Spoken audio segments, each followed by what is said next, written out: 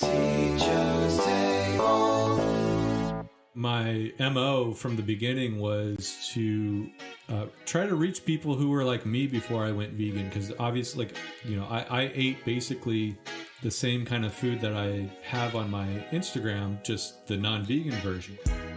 Welcome to the first ever episode of the Ticho's Table podcast, a podcast for anyone interested in veganism or plant-based food, whether you're vegan or not. I'm Jonathan, Ticho's companion animal.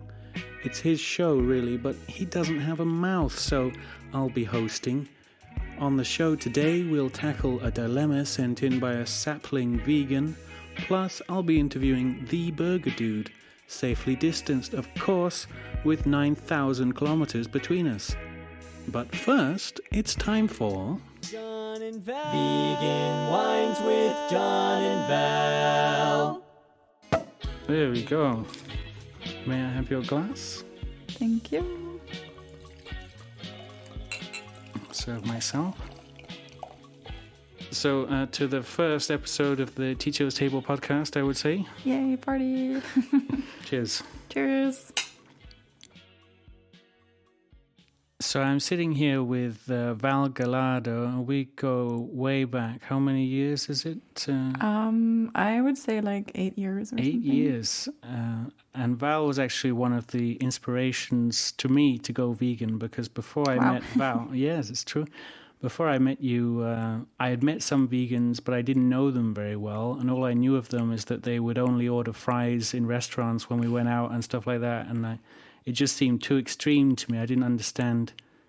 And they were also different times, of course. That was quite a while ago now. Yeah. There were fewer options available for those that were vegan. And you were the first vegan I knew well. And I realized that vegans could be intelligent and they could be funny and normal. And not to put you down, but normal in the best. I feel very normal. In the best sense of the word. So yeah, and we also wrote a vegan comic book together. But yeah, we've collaborated before.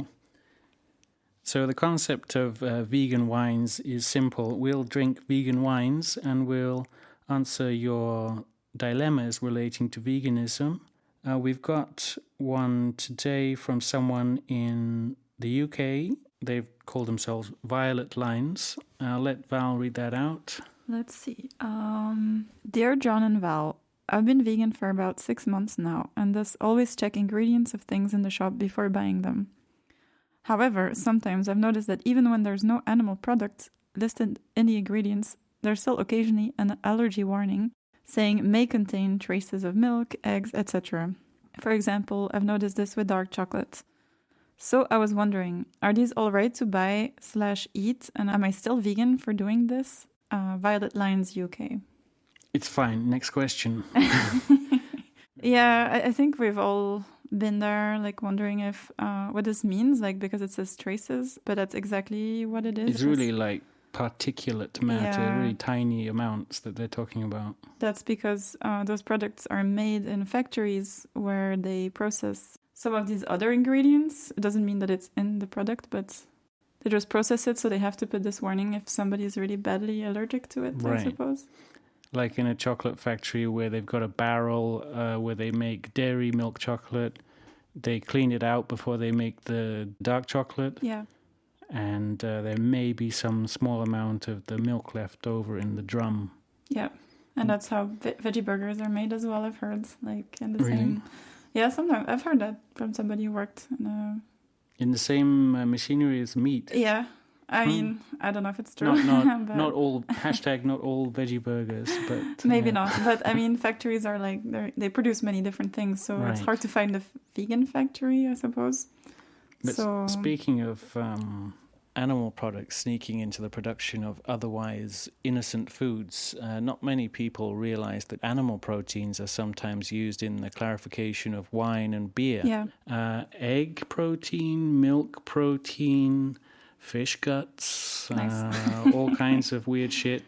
yeah. But it's not really in the wine at the end. It It's helps just to filter. Right, it like helps the sediments to sink to the bottom. Yeah, Thankfully, it's not necessary. There are animal-friendly fining agents like bentonite, a kind of clay, and limestone, and even pea protein.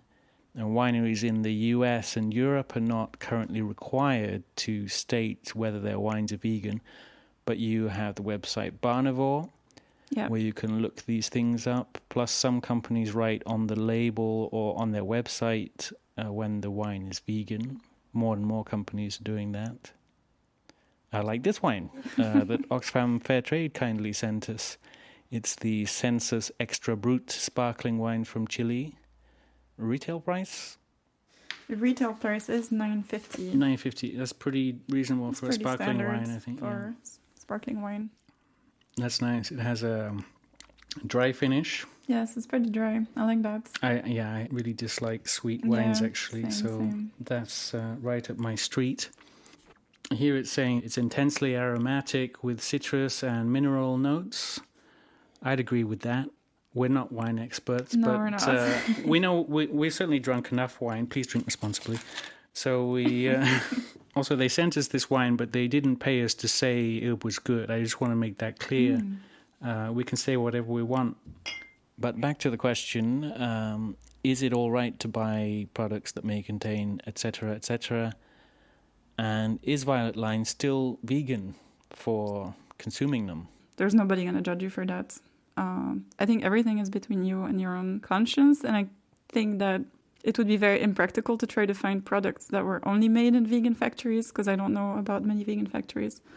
So in that way, if you're doing your best, and that is I think the vegan society definition. Yeah, that's it. Veganism is a way of living which seeks to exclude, as far as is possible and practical, all forms of exploitation of and cruelty to animals for food, clothing, or any purpose. I think the emphasis is on seeks to. Exactly. Because if you personally reject animal exploitation as part of your ethics, when you're doing your best, it's... Well, yeah, you decide where to draw the line. There's many issues to take into account. It's not only food, it's clothing. Indeed, yeah. It's everything that you do. It's just about being more conscious of your decisions. Yeah. I think there's something to say also about identity somewhere. If you adopt vegan as a part of your identity or something, and then you eat something that's not vegan and you think, no, I'm not a vegan anymore. But I don't know, that's not... No, personally, that's not how I see it. Veganism is just something I do. It's not my person. It's not a club. It's not a club. It's not like a medal. It's not like status or whatever. It's something you believe. It's something, yeah. And therefore you align your actions with your belief as best you can. It's like many things where you have ideals. Doesn't mean you always live up to them. Doesn't mean you're always your best self, but you try to be in alignment with what you believe. Yeah, I agree. Are we done with that one? Yeah, I think we solved it. Yeah, I think so. If you have any comments on this issue, you can leave them on Instagram, Ticho's Table, or Facebook, Ticho's Table, or on the podcast itself on tichostable.com/podcast. Ticho's Table.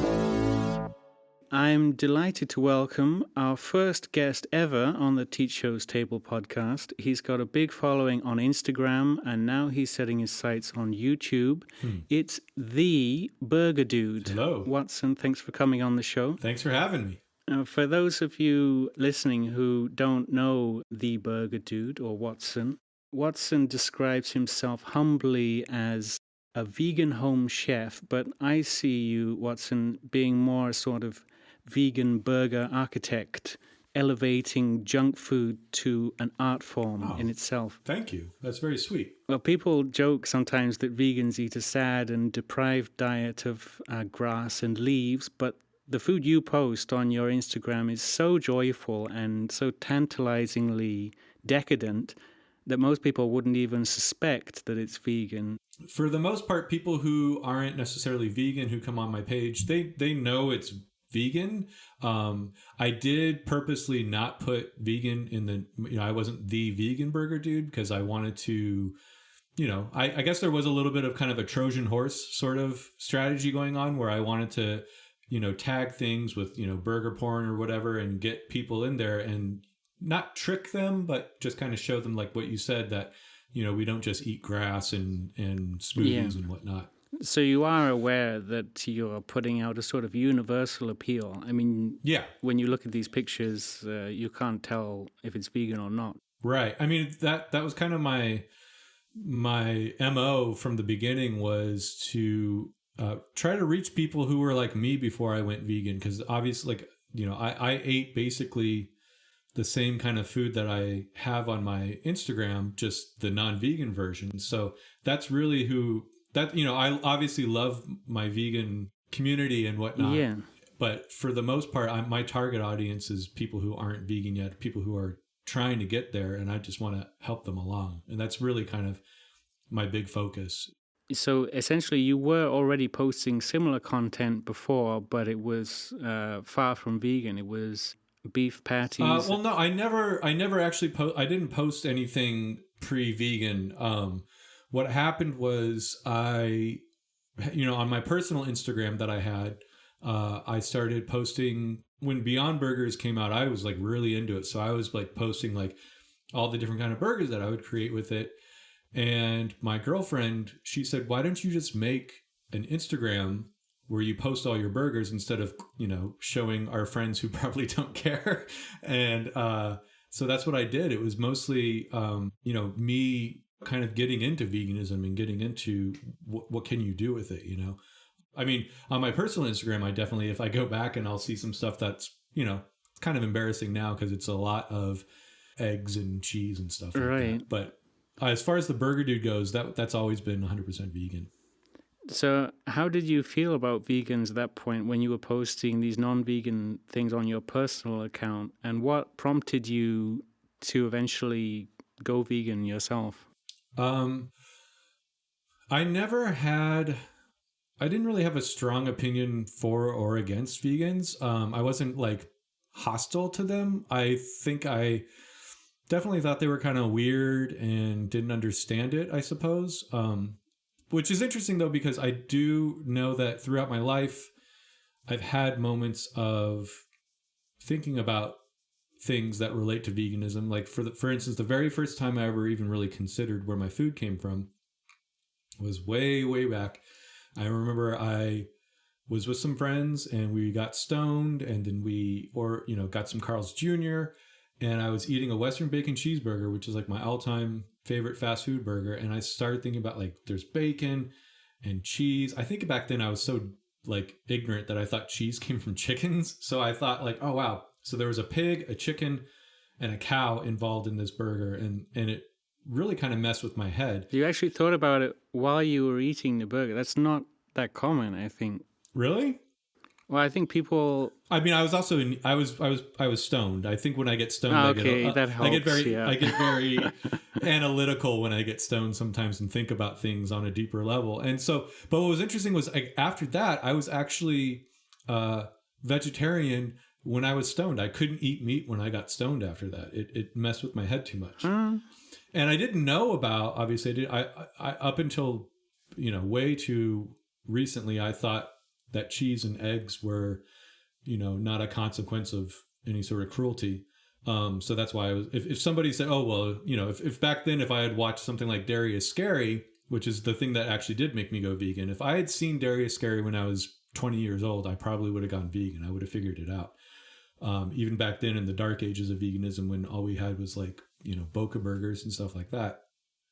But that's the thing. There's a lot more information about it these days. Yeah. With the sort of massive popularity of YouTube and lots of those videos like Dairy is Scary you mentioned. That was what actually made you vegan. Is that fair to say? Yeah. I mean, I was already primed for it though, because so that was in March of 2018. And New Year's of 2018, that was my goal. I said by the end of the year, I want to transition to veganism. And then again, I was stoned, and I remember, because the YouTube algorithm must have known that I was trying to become vegan. I saw Darius Scary popped up, and I said, and it was 5 minutes long, and I said, let's see how bad it is. And I made it 90 seconds in and had to turn it off and felt so unbelievably awful about like what is going on in the world with animals, and just decided I don't want to have anything to do with that. And I remember my girlfriend came home from work, and I said, let's go vegan like now, like let's just do it. And she was like, okay. She was fine with it. Oh, you did it together. Yeah, which was... It's nice to have someone with you on that journey. It's unbelievably nice. And that's the thing that I think definitely having her around... I mean, she was already... When we first started dating, she was pescatarian, but we ate mostly vegetarian. You know, we lived together. So, you know, I remember when we first moved in, I would maybe occasionally cook chicken or something. But eventually, because I like cooking with her, I like sharing food with her. It was just like, all right, well, you know, I can eat vegetarian. It's not a big deal. Having her around was immensely helpful. And I think it definitely makes it like, I hear all the time people who, you know, they live with somebody or they're dating somebody who isn't vegan. And to me, it just sounds, it sounds impossible to me, just because like food is such a big thing, and it would be hard for me to not be able to share a meal with somebody or something, you know? Yeah, I would find that very hard as well. To be honest, I find it hard even watching cooking shows sometimes, the way they casually talk about animals as, you know, food or as a commodity. Yeah. So to have someone very close to me not understand the way I feel, for me, that would be very hard. But it would. People do seem to get along, I suppose, with a lot of patience and love. Yeah. But I mean, it must be very hard. I'm not saying that, you know, that they're doing anything wrong necessarily. Just for me personally, I have no idea. Yeah, sure. I don't know how I would navigate that.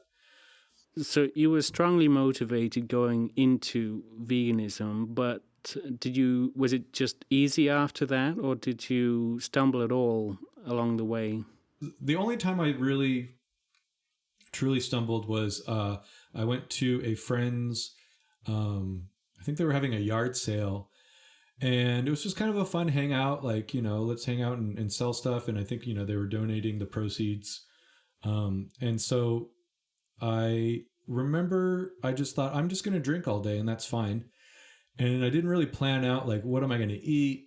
Is there going to be vegan food there? Am I going to bring my own? I just didn't think about it, because it wasn't something, this was the first time I went to something like this where I had to consider that. And I didn't. You do get snackish when you've had a few drinks. Of course. So we were there hanging out, and then somebody actually brought some donuts, and they brought some vegan donuts. So I was like, cool. Wow. So I had some vegan donuts. And then, you know, it got later and I got hungrier, and this person brought some pizza that they had made, non-vegan pizza. And it was like this special like dough or something that they actually got from Italy, or the sauce. Something about it was like very special. So all my friends are eating it, and they're like, oh my God, this is the best pizza ever. And I was like, well, I'm not eating that because I'm vegan. And about an hour later, I was starving. I wasn't starving. I hate when people say they're starving. I was very hungry. Yeah. And I went to the bathroom, but of course I have to get to the bathroom, I have to go through the kitchen. And in the kitchen were all these pizzas set up, right? Oh dear. And I just looked at them and I said, you know, screw it. And I grabbed a piece of cheese pizza and I went into the bathroom and I ate it in the bathroom, because I didn't want any of my friends to see me eating it and go, haha, you're not vegan anymore. No, of course. Even though they wouldn't do that. My friends were actually very supportive. I'm very blessed that like my family and my friends have all been super supportive. I don't have any of and I don't think I would be friends with anybody who would, you know, make fun of me or give me shit about being vegan. But yeah, I literally ate a piece of pizza in the bathroom, and I didn't even really enjoy it, because I felt awful afterwards. You felt guilty, probably. I felt guilty. I didn't feel hungry anymore, which I guess was good, but it like, and so after that, I kind of figured out, okay, so if I'm going to go do something like this, I need to make sure that I'm either bringing something, or, you know, I plan it out somehow. And actually it's kind of cool, because now when I go, because I don't really have a lot of vegan friends. And well, now I should say now when I go, I don't really go to parties anymore, because we're all in lockdown. Mm. But before lockdown, when I'd go to a party or whatever, I would always bring something. And it was always kind of my way of like showing people like, look, here's some vegan fried chicken or whatever. And most of the time, almost all the times, they would would love it. I had a friend, I remember I went to a Super Bowl party and I made vegan nachos and he was eating them and he was like, wow, you can have this and be vegan. And I was like, yeah. I wanted to say you killed two birds with one stone by sharing your vegan food and also having something to eat for yourself. Then I remembered Peter came out with some alternative expressions for these sayings that contain animal abuse in them. I can't remember what the one is for killing two birds with one stone. Something about scones. Oh, yeah, that's true. Yeah, it's funny how many colloquialisms we have that aren't very vegan. Yeah, it's crazy. You can skin more than two ways to skin a cat, or more than one way to skin a cat. Yeah. Oh, I remember the one for that. That's there's more than one way to peel a potato. I like that one. Like I could actually use that one with a straight face. You could even say there's more than one way to pet a cat. You could just change what you're doing with the cat. Voila. Yeah, even better. Yeah. You can definitely pet a cat in a good way and then in a bad way, as every pet owner knows, or cat owner. I shouldn't say cat owner. See, that's another thing, and that's another thing that I've been doing as companion. Yeah, I don't own my cat. You know, he's my son. I'm his dad, and that's the other thing is just unlearning all the conditioning that we've been brought up with. Yes. And it's funny because like even the language is so insidious. Yeah, I mean, and it's obviously still ingrained in my brain because I just said it just now, even though I know not to, I shouldn't be saying stuff like that or thinking about look at that. Think about my cat the way is he my cat? Is that correct to say my cat? I don't, I think my son. I mean, you would say this is getting into complicated territory here, because I was gonna justify it by saying, you would say my girlfriend, but then that even has some implications, some subconscious ownership. Implications of ownership. Yeah, I mean, there's language is very, it's very powerful in that way. We need to be aware of, the effects of language for sure, but we can also make mistakes and apologize, and that's the whole thing. Is like learning or unlearning and learning and whatnot. Yeah, for sure. So basically, the moral of that pizza story is: if you're going to a party where you're going to be intoxicated, be sure to bring a snack. Yes. That's also kind of a rite of passage, I think, because if you don't make any mistakes, that's great. But like probably 99% of us make mistakes. And so I think it's good to learn how to cope with those mistakes. And that's beat yourself up. A lesson for life as well, is that if you make a mistake, you need to be able to forgive yourself, not just throw in the towel, but, pick yourself up and, align with your values again. Totally. It is difficult to change your eating habits from one day to the next. And one reason, I think, is that we often don't appreciate just how emotionally connected we are to the food we eat. We take that part for granted. And you seem to be on a quest to veganize all your favorite fast food items from your past, and even some that you haven't even eaten before. Yeah. What do you think has been your crowning achievement in veganizing these dishes so far? The most delicious or crazy combo that you've come up with? That's hard. I know, I sprung that on you. I just made that California cheesesteak. I was really proud of that one. And that is essentially it's technically not a cheesesteak because it was served on that's the thing. Like when you make something like this is like this, but this, you're going to get people from that area saying, you're doing it wrong, which is fine. I don't really care. But there's a thing called a California burrito out here. It's got carne asada, French fries, cheese, and sour cream and guacamole. And so I am terrible at rolling burritos. It's something I need to get better at. And I thought, why don't I just put it in a cheesesteak form? So it's like on a hoagie roll. So that was something that's the last thing I made that I was like, that was pretty good. It did look very beautiful. Thank you. I wish I could taste some of these things. But being from the UK, in a funny way, a lot of the stuff you make is very exotic because we'd never heard of these things. Sometimes we don't know what you're talking about, but your Instagram is a very visual medium, and you don't need to explain it really. And likewise, when I see stuff that people from the UK post that is totally new to me. It doesn't take it's very visual, it's very and visceral too. It's like, oh wow, beans and potatoes and cheese, I get it, like, you know what I mean? So like one of my favorites is Dirty Ginger Vegan and Ugly Vegan. They post some unbelievable stuff that I can't get enough of those two.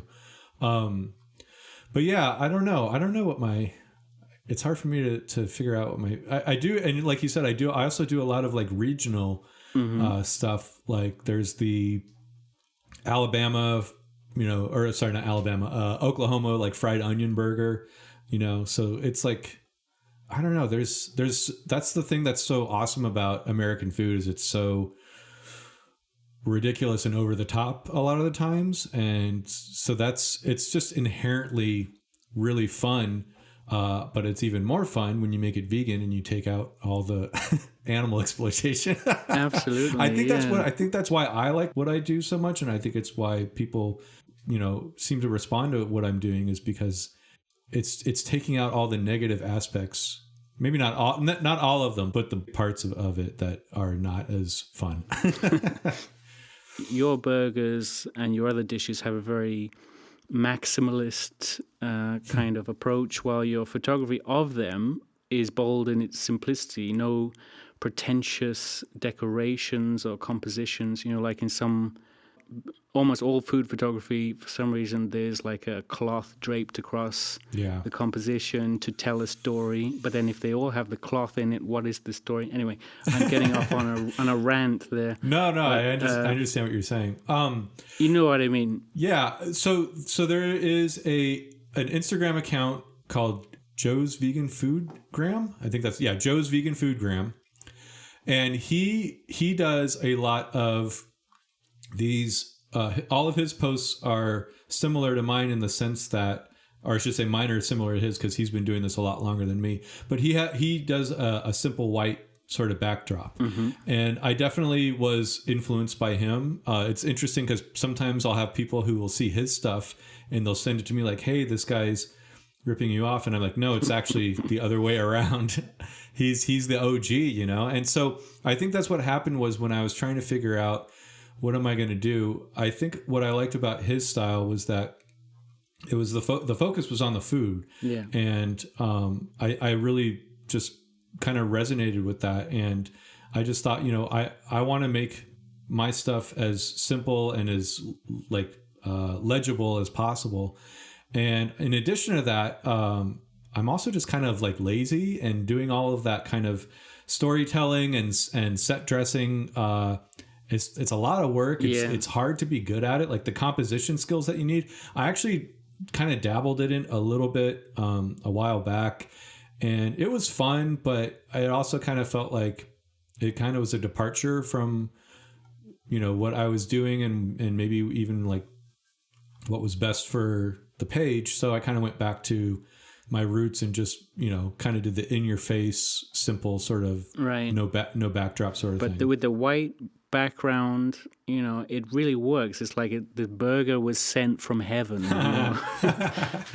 It just somehow fits perfectly. Yeah, I mean, again, it's mostly because I just I don't want to say I'm lazy, I guess, but it really I don't believe that you're lazy. I mean, you post almost. Is it every day you post? It's like 3 or 4 times a week probably is what I've been doing still recently. I tried doing every day, and it's tough.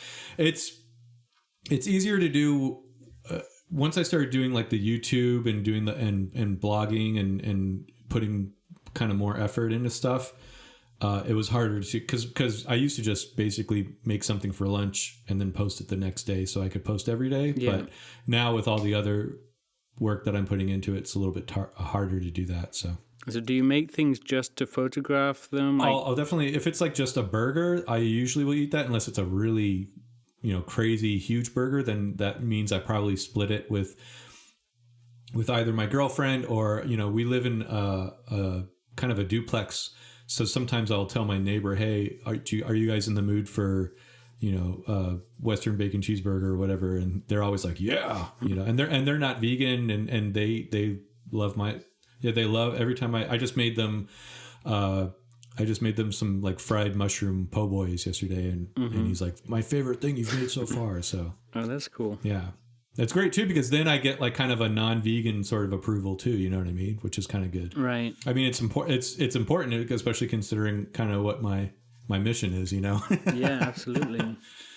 Now, I've been following your Instagram stories as well for a while now, and I noticed that you're not shy about taking a stand and expressing your political viewpoint regarding things other than veganism as well, like Black Lives Matter and a lot of different topics that you voice your opinion on. Yeah. So I was wondering to myself, do you consider yourself an intersectional vegan?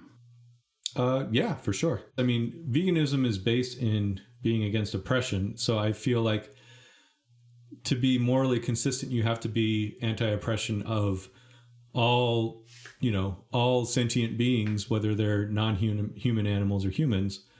I've only been vegan for 2.5 years or so. And in that time, I was very, I guess, sheltered and privileged, because I just assumed that all vegans were progressive people who, shared the same kinds of ideals as me. And then obviously the past few months have revealed that that's not the case. And so for me, it's about calling that out when you see somebody who is being, racist or homophobic or any sort of bigoted person. You need to call them out, because it's just the right thing to do. I mean, it's just, you should just be anti-racist and anti-oppression. But even like, I guess here's what doesn't make sense to me about being a racist vegan, besides just kind of on the surface, sort of like how it doesn't really make a lot of sense, is even from you want to make veganism, mainstream, then you need to be as inclusive as possible, right? So even from just a purely strategy sort of point of view, it doesn't make sense to be a racist or a homophobe or any of those kinds of things. It's just it just doesn't make sense to me. And so I guess for me, I've always been very I don't want to say outspoken, but I've always been very open about like how I feel about things in the world. And so for me, it was just kind of a natural extension to just go ahead and start posting things that weren't necessarily directly related to veganism, because I don't know, it's part of what I've always done, and it just kind of makes sense to do it, It's not something that started after you went vegan. You were always that way. Yeah, I mean, I was always kind of an obnoxious, lefty, liberal, whatever you want to. I mean, I know there's people people make the distinction. There's definitely a distinction between liberals and leftists. But I was, before, I was always that person on Facebook who was yelling at people and telling them to stop being assholes, basically. And, well, that's great. The thing about veganism is when that switch goes off in your head, like it did for me, and you start to realize, oh my God, my whole life I've been part of this system. I've been directly supporting this oppressive system, and I didn't even know it, And then I think that's been for me and for a lot of people over the past few months. I think that's been the same with realizing how just being non-racist is still in a way kind of being complicit in this system, and not realizing that, not knowing that, you have to actually be anti-racist. You have to fight against this in order for it to align with your own moral compass. That was a big realization for me, and I think for a lot of people, was that just sitting on the sidelines and is being complicit, basically. And so I think that's where you kind of, once you kind of learn or unlearn like the conditioning, whether it be towards animals or any other oppressed group, then you can kind of assess how you need to carry on after that. And I think that's important. Mm-hmm. I think it's hard also to accept that you're part of that system. Like, we deny that we're involved, even though we know on some, maybe we don't know at all, but when you go to the other side and you stop being directly involved, I mean, in a way, we're all involved in systematic oppression, but when you consciously make this decision not to be directly involved, then you can allow yourself to start opening your mind a bit and accepting the wrongs that you've been a part of. Yeah, for sure. I personally learned a lot, an embarrassingly large amount through Instagram stories and, informational cards that are shared in that way. Yeah, for sure, same. So you would say that it's an effective form of activism then to share information. Yeah, definitely. Through your stories. Definitely, especially in this day and age, and especially when people are locked in at home, and you know what I mean. Like, I was reading somewhere that someone was saying, like, why was it the George Floyd incident that got everybody to finally kind of stand up and listen, and do something and really put pressure. And someone was saying it's because everyone's in lockdown right now, and everyone who is not normally oppressed might feel kind of oppressed right now. And then on top of that, everyone has so much time. Where, usually what would happen is something like that would happen and everyone would be distracted. Oh, I got to go to my job. I have all this stuff to do. And it's like, oh, how could I not, fight for stuff right now? I'm just sitting at home. So it was kind of a mixture, I think, of those two kinds of things that really helped people to kind of finally come to the realization that something, has to change, basically. That reminds me, have you heard of the historian Rutger Bregman? He's a Dutch guy. He's been in the press a lot. So basically, something he talks about a lot is how poor people make bad decisions. And that's nothing against poor people, but very understanding, in fact, of their situation. When we have limited time, we have limited money, we make bad decisions because we're stressed. It's actually the stress that causes us to make bad decisions. And I think it's a similar thing politically when we're working one job, maybe two jobs, maybe three jobs or more. Who has the time to think about anything, But at this point in time, we had a little moment where we had only time to think about things. Yeah, for sure. I mean, and it's interesting that you bring that up because, like, that's kind of how I think about, like, when people talk about things like crime and they never think about how crime is linked to resources and is linked to things like education and healthcare. And it's just boggles my mind that people can't just like simply look at like simple statistics and analysis of these statistics and come to the conclusion like, oh, the reason why, poor communities have higher rates of crime is because they have less resources and they're also over policed. You know what I mean? And that's the whole thing is like, I think that's what's really interesting. Being a kid who grew up in like, mostly white middle-class suburbs, I never had too many run-ins with the cops. No. You know what I mean? I think the only time I had a run-in with a cop was one time I was standing up in the back of my friend's truck and flipping people off, as we drove by, and a cop told us not to do that. And I think that's the thing is people say like when we talk about, defunding the police and people go, what does that even look like? Like, what would that mean? And people say, well, it looks like a white middle-class suburb because they have the resources that don't, lead to people committing crimes and then lead to people being over-policed. That's what it looks like. And to me, that's just like it's so simple. And it's like, maybe I shouldn't say it's not nuanced because it doesn't feel nuanced to me. It feels like it's like, this equals this. It's really that simple. And I think the difficult part is obviously implementing the policies that we need. And that's where the struggle is really. It's from the top down, basically, unfortunately. And that's what everyone is, that's what everyone's striving for. Yeah. I mean, when you're already in trouble, it just takes one incident to push you over the edge, I'm sure. I mean, totally. From the European perspective, the American healthcare system looks like an absolute nightmare. It is.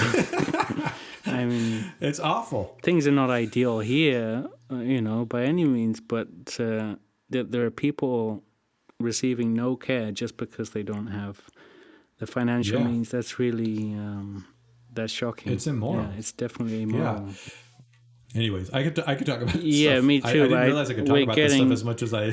off topic, and I'll bring us back. We started talking about this because of the events surrounding George Floyd, and at that time, Instagram was ablaze, with discussion. And thanks to that, a lot of Black voices got raised through that. Mm-hmm. It's dying down now. We should still be talking about this more, but thankfully I and lots of people got some insight. I discovered a load of Black creators that I was so grateful to discover. I don't know the percentage, but I think Black Americans are the fastest growing demographic in veganism. Is that right? Yeah, that's my understanding, yeah.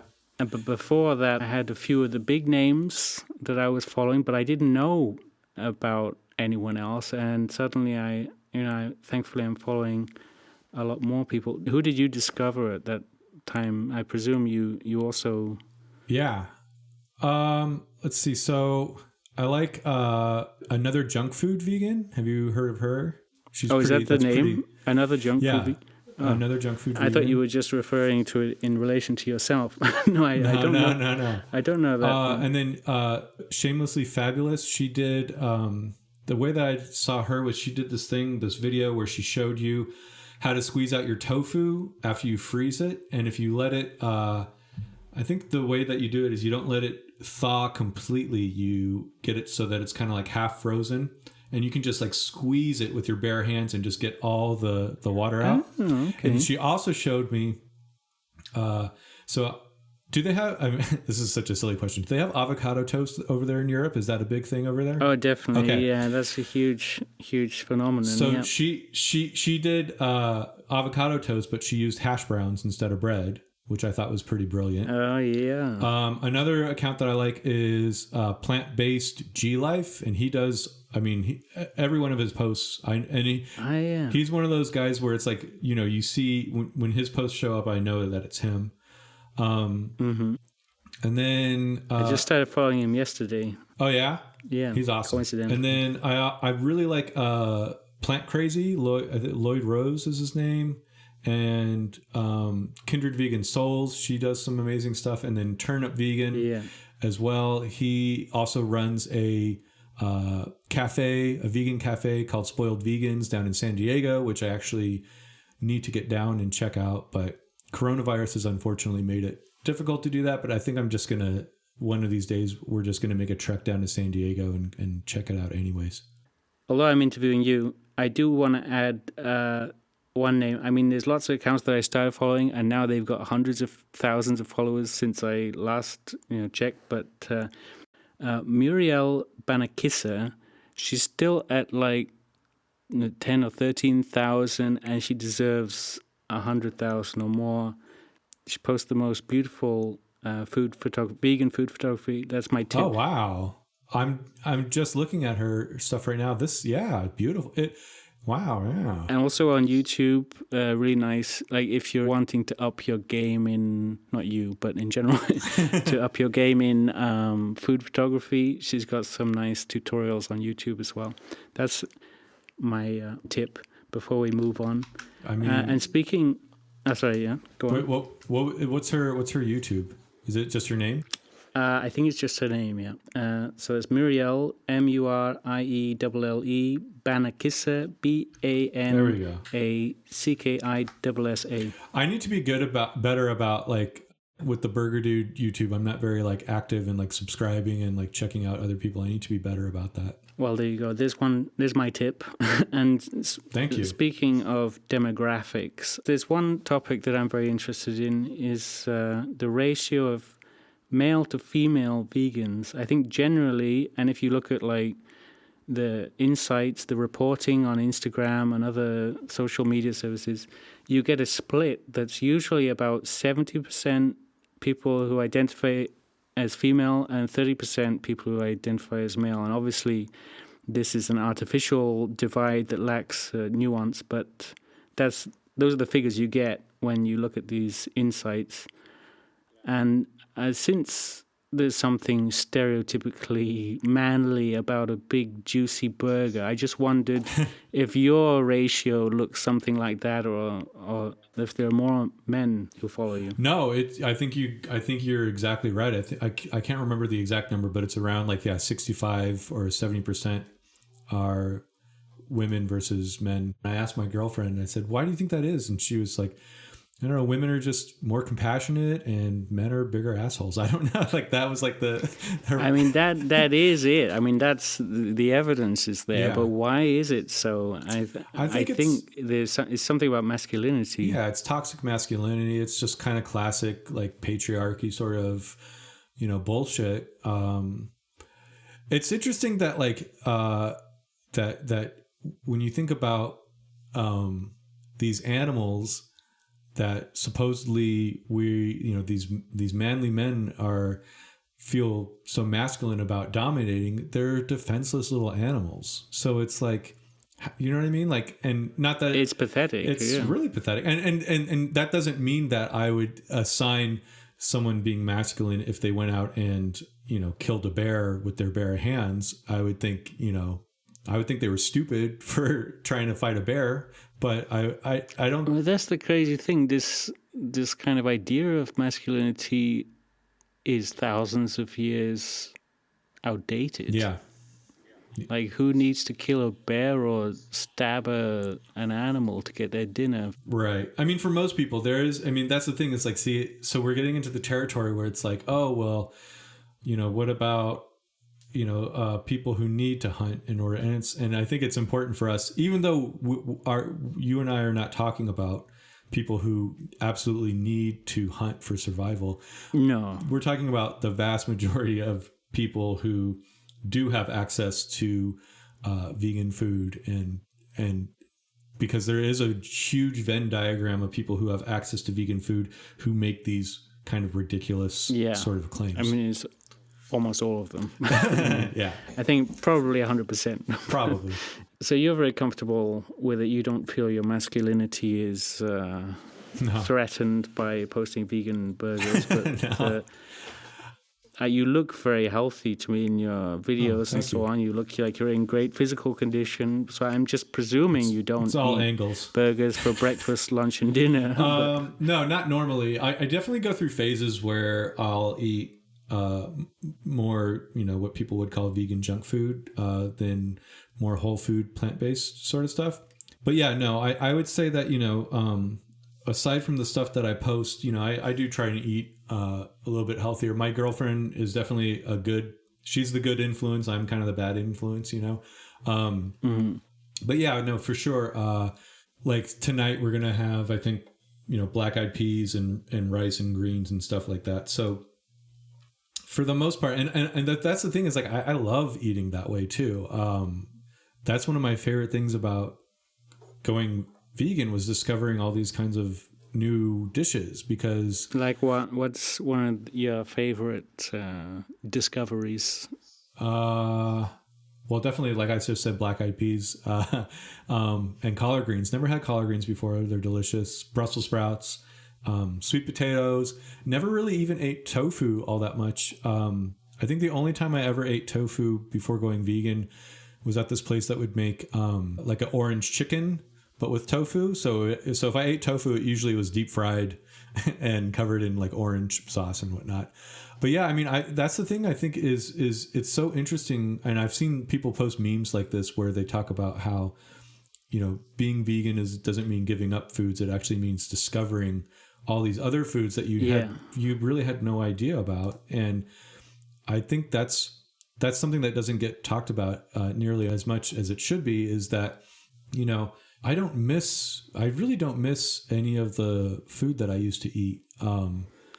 Well, that's the thing. When you're eating a completely delicious meal, are you thinking about the meals that you're not eating? No, exactly. I mean, you're just enjoying what you're eating, and you're looking forward to the next discovery. Right. Yeah. And I think that's also the thing about that. A lot of people who they don't understand, for one thing, I mean, there's also the common kind of, argument made against people who eat meat. Like, well, yeah, you like meat, but you only like it after you season it with a bunch of plants, and likewise, even the components of meat that you like, it's mostly like you like fat. Fat tastes good, right? Yeah. So if you can have something that still has those kinds of like flavor profiles, then why does it matter if it's from plants? And I think that's kind of something that people don't like when you're it's just, it doesn't make sense to me, basically. And you can have like now that I'm thinking about, like, I'm also kind of hungry right now, but I'm thinking about that dinner that we're going to make tonight, and it's like, it's super flavorful, and it has nothing to do with,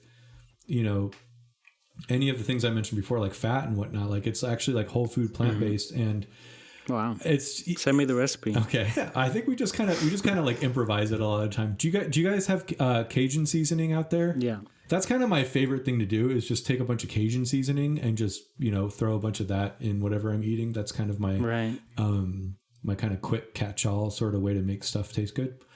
Or hot sauce. Now it's about noon there, right? Yeah. It's and you already know what you're having for dinner. Do you always plan your meals ahead, like a whole day in advance? Yeah. Well, usually what happens is when my girlfriend. So I work from home, and she goes to she's a PTA, a physical therapy assistant. So she goes every morning to go do that.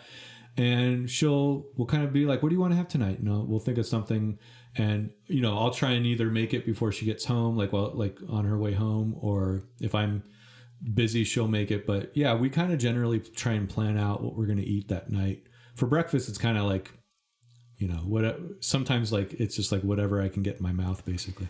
Well, it's been really nice talking to you, Watson, but we've gone way over time, actually. I'm not going to keep you any longer. Yeah. It's been really fun and interesting talking to you. And to our listeners, I would say I highly recommend following Watson's various social media escapades. And he's now making video tutorials, like I said. So find him on YouTube. There's links to all of his social media channels on his website, theburgerdude.com. That's the with 2 E's. Anything you'd like to add to that, Watson, before we sign off? No, I mean, this was really fun. It was really good to finally meet and talk to you. And I would love, next time, if we ever get a chance to sit down and talk again, I'd love to talk about some of the stuff that you do, because I think what you do is pretty freaking amazing as well. And I would love to see... Well, you're very kind. I would love to see more people seeing what you're doing, because that was the thing. When I found your stuff, I was like, why does this guy not have like 20,000 followers at least? Like, you're doing some really amazing stuff. Well, I'm seeking things out. I'm seeing what I can do, like the podcast, for example. Yeah. The thing is, I don't want to post for the sake of posting. I know it's very much encouraged to post as often as possible, but my thing that I get excited about is like innovating, doing something unseen, something that's never been done. I mean, that sounds a bit pretentious maybe, but when I was a kid, I wanted to be an inventor. So that's kind of the spirit that I operate in. Right. And